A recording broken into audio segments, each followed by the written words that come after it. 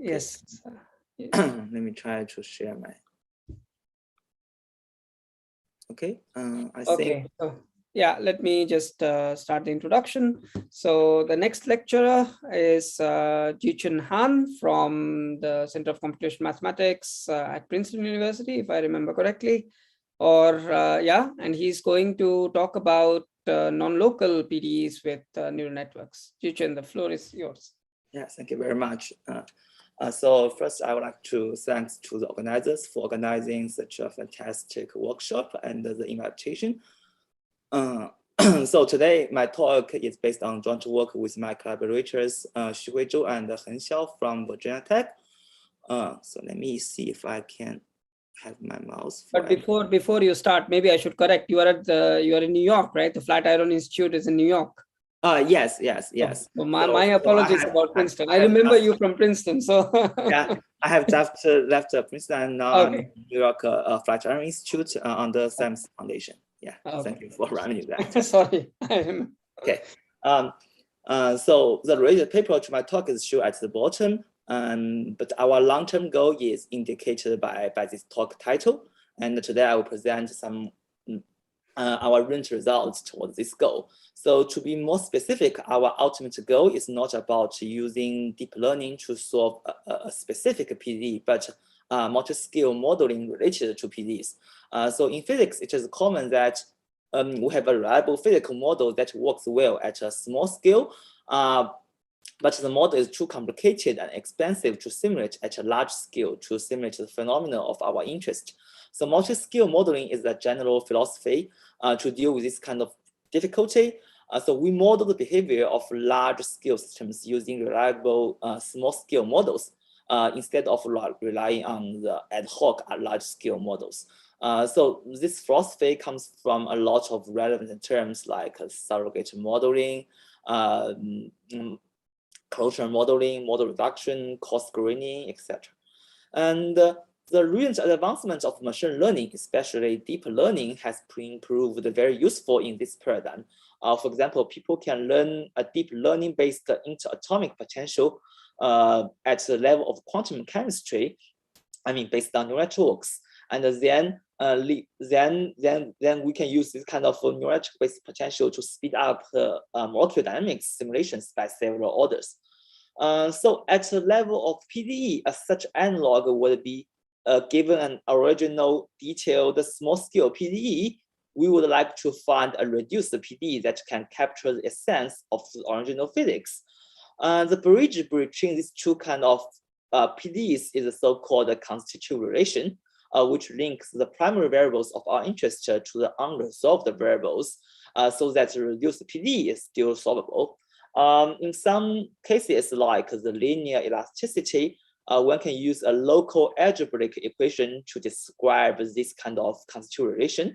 I think on Monday, Justin just gave a nice talk on how to learn this kind of unknown functions in the constitutive relation to close the large eddy simulation. But in some more complicated cases, people need to have additional PDEs to play the role of constitutive relation. So this part, which I highlight with the red rectangle, is the PDE that we want to use data-driven techniques and the machine learning models to improve. And the ultimate goal, of course, is once we can simplify this non-local PDE configuration, we can plug in to the reduced PDE such that we can solve the reduced PDE much efficient. So I will explain more details, and we would like to do that in the coming slides. The concrete application we consider in this work is turbulence modeling again. But the methodology developed here is equally applicable to other computational mechanics problems. So turbulence is ubiquitous in natural and industrial flows. In industrial computation fluid dynamic applications, Reynolds average Navier-Stokes equations called RANS is still the workhorse tools, while high fidelity methods like large eddy simulation and direct numerical simulation are still too expensive. So the key to a successful RANS equation or RANS modeling is the closure model for the Reynolds stress tensor. So I will explain this point first. So at the top are the compressible Navier-Stokes equations. So this is our original PDE. And in order to approximate the solution, at least the static solution, the famous Reynolds decomposition then compose the instantaneous velocity u into its time average capital U and its fluctuation u small u prime, and decompose similarly on the pressure P.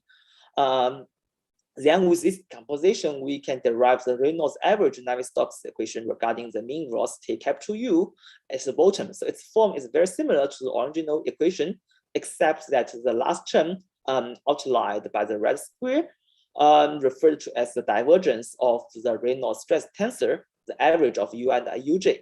So this is our reduced PDE. The hope is that by solving this Rance equation instead of the original Navier-Stokes equation, we can avoid resolving too many details of the turbulence such that we can have an approximate solution efficiently. To achieve this, we need to use the primary variables like the mean quantities, capital U, to model this unknown Reynolds stress tensor such that the whole PDE systems at the reduced level is still solvable. So the closure of the Reynolds stress is the hub of turbulence models. So here we will arrange the Rance equation and put this trouble at the right-hand side. The whole equation is kind of transport type equation. There are convection terms, pressure gradient, diffusion term, and the source term on the right provided by the divergence of the stress tensor. So there are various models put forward to close this Reynolds stress tensor, like the famous K omega model, SA model, as sort of eddy viscosity model, focusing on the scalar. Focus on the modeling of scalar viscosity, or more complicated Reynolds stress transport model. So one important factor to consider in the closure model is the non-locality of the constitutive relationship. So the most popular turbulence models are eddy viscosity models, assuming the equilibrium in turbulence production and dissipation. So the models involve only local mapping, showing in the left figure. Okay, it is of course very convenient to implement. However, the equilibrium assumption is not valid for some separation flows or contraction flows or etc. So for instance, so here is one example. Due to the contraction effect, the string rate is 0 at the downstream. But if you use the equilibrium assumption, the predicted Reynolds stress will be 0, which is clearly wrong. So this kind of example shows that we need some non-equilibrium, non-local models to describe the Reynolds stress. And an important class to do this kind of thing is again by the PDE modeling. So here I show one classical example, the Reynolds stress transport model. So it is based on it is again a transport PDE derived from original Navier-Stokes equation. So it is theoretically superior, but not theoretically better, because there are some unknown or unclosed terms involving higher order moments either. So this kind of transport PDEs as sub-models in the reduced PDEs are very difficult to model and to solve, and this kind of difficulty impairs the robustness of the Reynolds stress transport models and restricts their applicability. But regardless of the detailed form of this kind of Reynolds transport PDEs, we know essentially such kind of constitutive PDE defines a non-local mapping from the available field information to the variables of our interest, just like this right figure shows.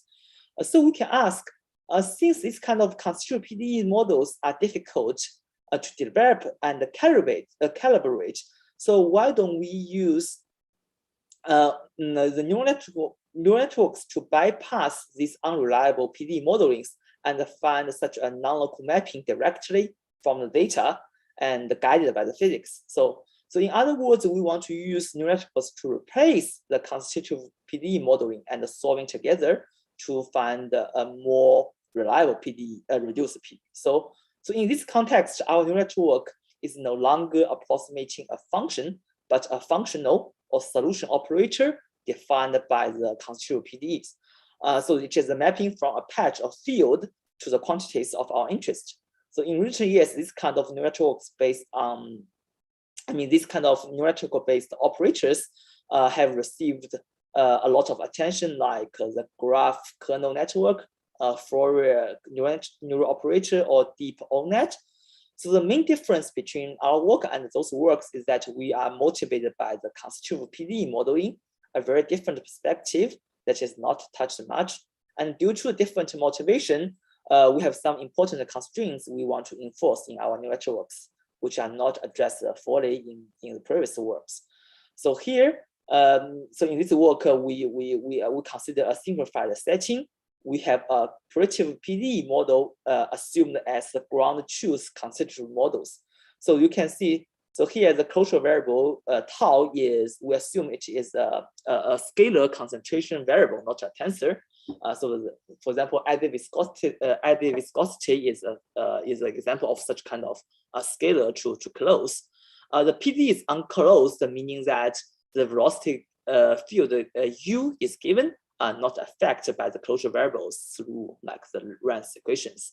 The given different velocity fields U, we can solve the steady solution of these PDEs on some unstructured matches to define as data.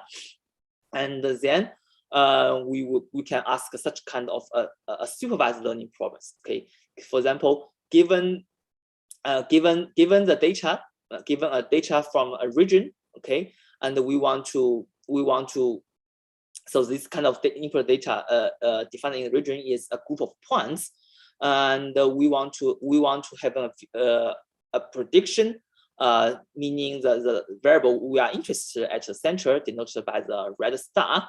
So this kind of region to point mapping implies the non-local physical structure provided by the original transporter PDEs.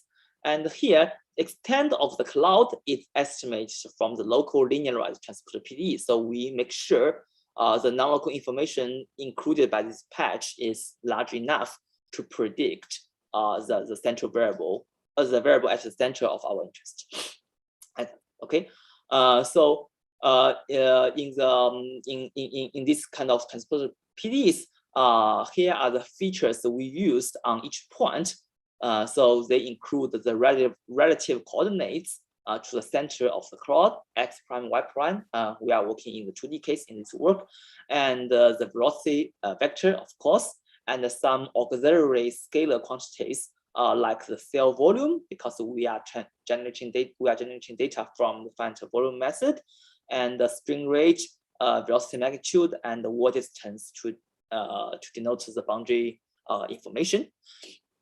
Okay, so overall, we wish our mapping to point mapping can inherit the underlying non-local transport physics as dictated by the PDE models.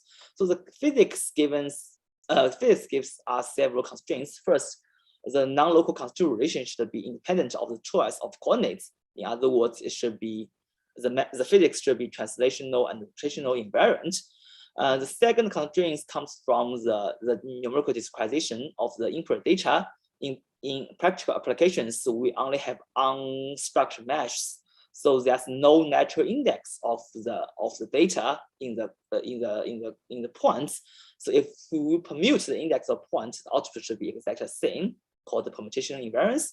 And the third one is also related to the cloud points. We wish our mapping should be flexible with different cloud size and shape. So why would we so interested in preserving this kind of invariance and or symmetries? At least there are a few reasons. First, it respects the physics, and due to the first point, we expect it can provide us better data efficiency, because we are learning different kinds of data points under the module of symmetry groups. And given these first two reasons, we expect it can provide us better accuracy. And some of you may be familiar with these kind of constraints because they are very natural scientific problems. In recent years, people have proposed various ways to address them using networks. And the solution we used is inspired by my previous work on using deep potential to model interatomic potentials. And we call our method the vector cloud neural network due to the data format. So realizing the similarity between the interatomic potential and the non-local closure problems is a very interesting point here. Besides the similar philosophy between these two topics at the high level of multi-skill modeling, they also share a lot of the detail settings.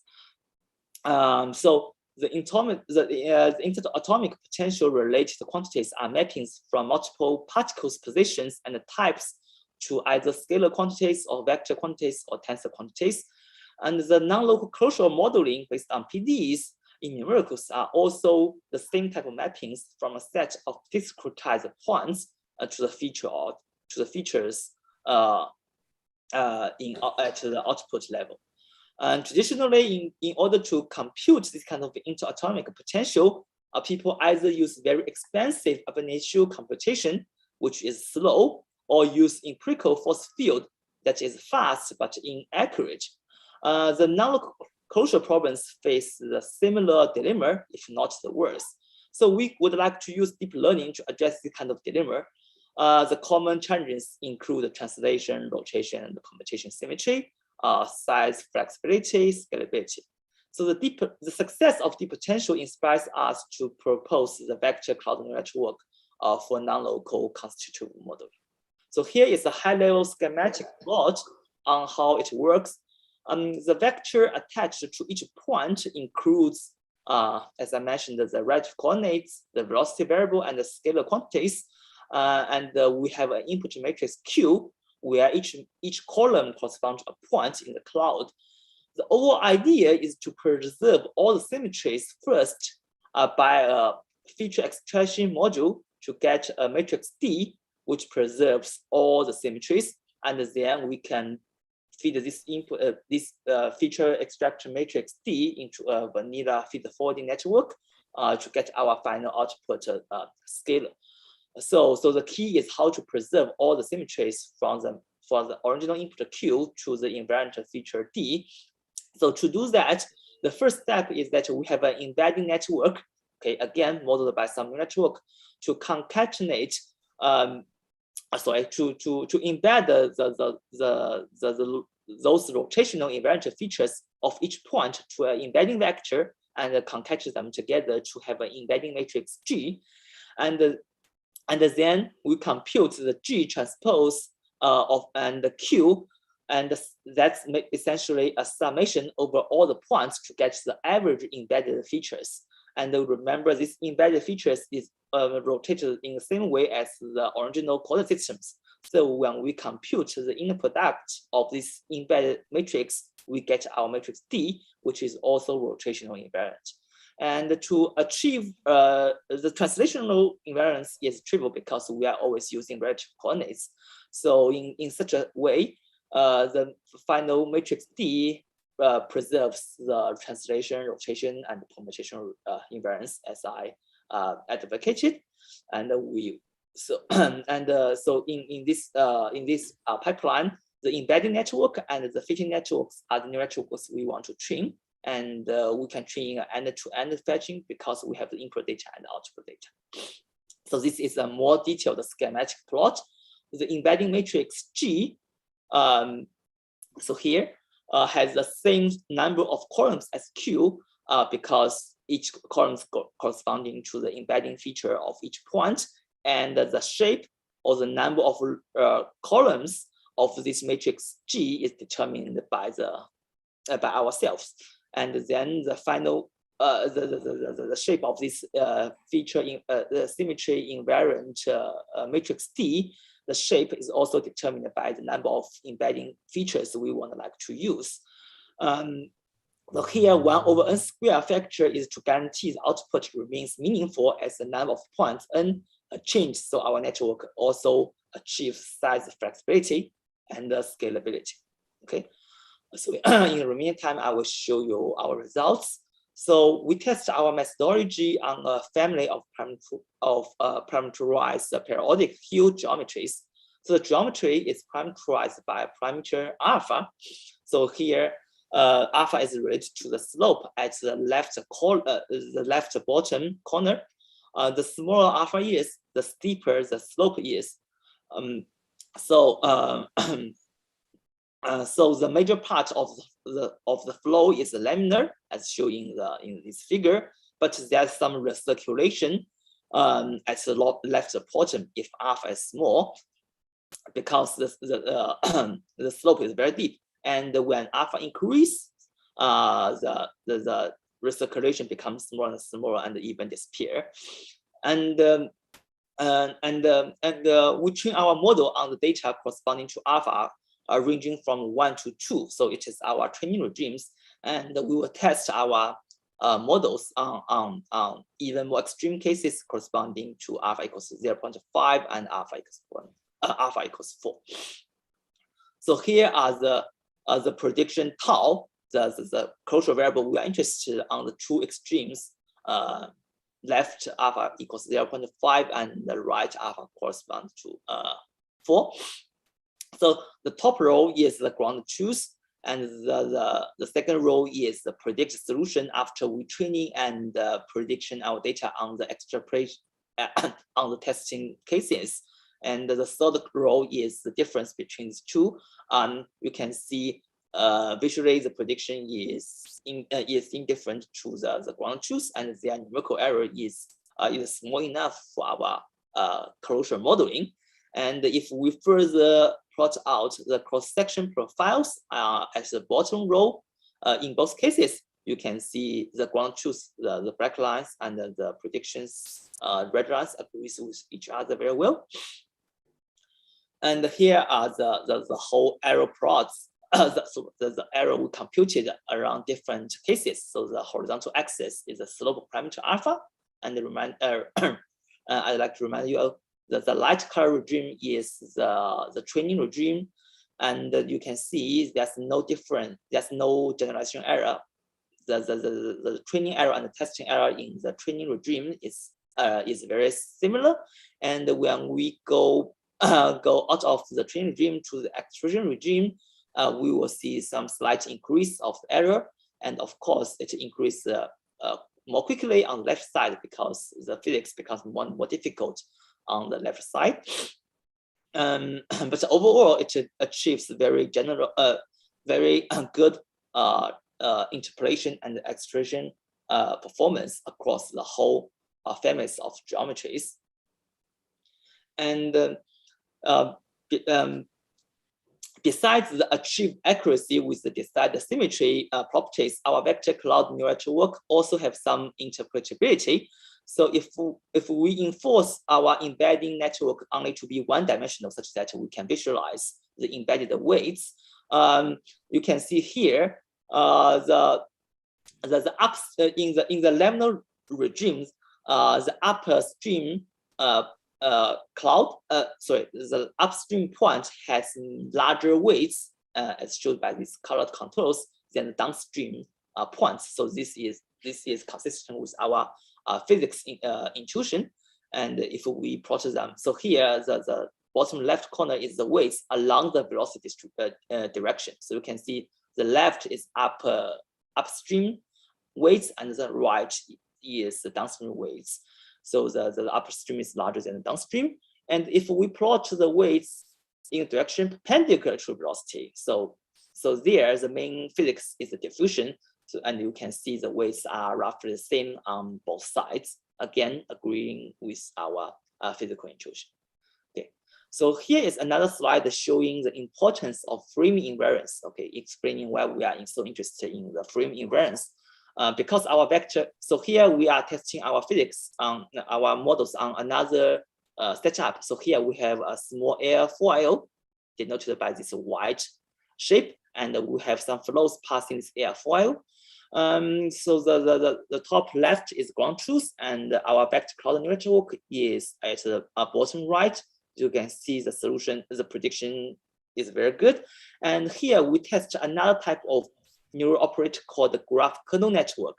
And you can see on the top right, if we do not specify the rotation variance, one type of important variance, as we rotate the angle between the airfoil and the flows, the prediction have some artifacts. So here the horizontal dashes are some artifacts that do not appear in the original ground truth. And if we modify the graphical network and impose the rotational variance exactly, you can see the artifact disappears, and we again retrieve the prediction compared to the ground truth. Okay. So here are the main results I want to present today. Regarding the ongoing and the future work, so we have several important directions in order to achieve our final goal. First, we like to extend the prediction of a scalar to a stress tensor. So that's our original motivation, to model Reynolds stress tensor. Second, instead of knowing the true data of the ground truth constitutive PDE models, we may want to learn it from a coupled closure model. So in that case, the velocity u is no longer given a priori, but affected by our closure model. So the data the generation and training pipeline becomes more complicated. And the further, so we have tested our ideas on the first 2 points, and we have seen very inspiring results so far. And a further goal is that instead of learning from observed data, or like in the spirit of direct supervision, we would like to train with some indirect data. So I think again, Justin's Monday talk provides one way with a joint method to achieve the same goal. So that's definitely one interesting direction to explore as well. And finally, we want to like to push to large scale fluid dynamic simulations and other applications. Okay, so as a summary, so we consider region to point matching that can represent the physics implied in PDEs and proposing, and they are promising to for reliable and efficient constitutive modelings. And our proposed vector cloud neural network ensures all the necessary symmetries, and it is applicable to unstructured meshes. And we have shown the feasibility of neural network-based Reynolds stress transport model for Variance equations. Okay, so I think I will stop here, and thank you very much for your attention. Thank you very much, Jiequn, for this very nice talk. So we have time maybe for one question. We are sort of running late, but is there one quick question among the audience? No, maybe I can ask you a question. So talking about generalization or extrapolation, as you called it. So there are 3 things I was wondering. First is, okay, you parameterized the shape by this angle, and then you tested, and I think you got very good results outside the range. But what if I just change the geometry? And you still train on the sort of geometry that you already had, but I test on different geometry, that instead of having this sort of upslope, I have a downslope, or you just make sort of wavy. Instead of having straight lines, you perturb the shape. How well, let me ask you the questions and then you can answer. Maybe they're all related. So that would be the first thing. Second, the shape of the cloud. You always had this sort of ellipsoidal or oval shape. Could you consider other kind of shapes? And the last question, which is related, is Reynolds number, right? Can you parameterize, learn over different Reynolds numbers, or because your data comes from one fixed Reynolds number, your velocity field is at a certain Reynolds number, right? Could you also generalize in that sense, or maybe that's already answered in your second future extension or something? Okay, please. Thank you. Yes, and thank you very much for your questions. And I think first the 2 questions are kind of related. So so here there are 2 kind of geometries. The first geometry is the whole computation domain for us to compute to generate the data and do testing, and the second geometry is the shape of the cloud size. So here you can see actually, as long as the underlying fluid dynamics is the same, our network can be directly applied to other geometries, I mean, at the level of whole computation domain, because when we applied vector cloud neural network, we only apply the neural network to a cloud data. So it is a small patch over the whole domain.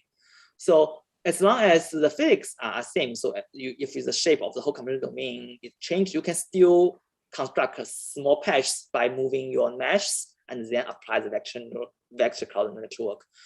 So in that, at that level, our network is generalizable directly. But if the underlying fluid dynamics changes a lot, so maybe this again related to your third questions. For example, if I training on the regime of Reynolds number, like at the most at level 1000, then you may expect some difficulty when you try to apply it for the shape for the Reynolds number like 10,000, and okay, so no, maybe within not that is extreme, right? That is of course not feasible. I'm more saying that let's say that you have trained up to 1,000. Now you interpolate, you change to 400 or you go to 1100 or something. Then would you get good results? You'd expect that, right? Yeah. For interpolation, we expect to get very good results. Actually, we have tested it in some cases.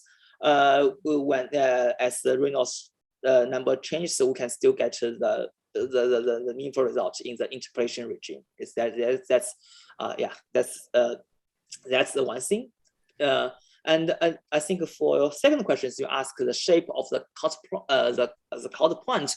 So here our data, our network is not restricted by the shape of a cloud point data. So the reason we choose the ellipse because as I said, we estimate the size of patch. So here by the linearized transport PDEs. Actually, to be more specific, one-dimensional linearized transport PDEs. So we estimate along the direction of the velocity and the perpendicular direction of velocity. So we have two like cut off of the Green's function, where it explains where it takes the most area of Green's function, and since the decay rate of the Green's function along two directions are different. That's why it's an ellipse, not just circle. But of course, if you like, if you want to add more data to make it a rectangle, everything is the same. I see. So the linearized transport PDE is quite crucial here. It's used to estimate how large you need to cloud, because you need to construct the cloud, because definitely you do not want to use all the cloud points in the computer domain. That's unnecessary and it's expensive, and we know due to the physics, it has like a finite transportation speed or information propagation speed. So that's why we want to restrict the size, and here we choose it to be an ellipse. But it's in general you can change as you like to generate different data pairs. Thank you so much, Jiequn. That was the answers were very clear, and I think we stop here. Let's thank both Jianfeng and Jiequn for their very nice lectures, and we conclude today's workshop, today's events for the workshop. And tomorrow it starts again, but only after lunch. I think Jiequn is the chairman then, so he can. Yeah. Okay. See you all. Okay, see you all. Bye-bye.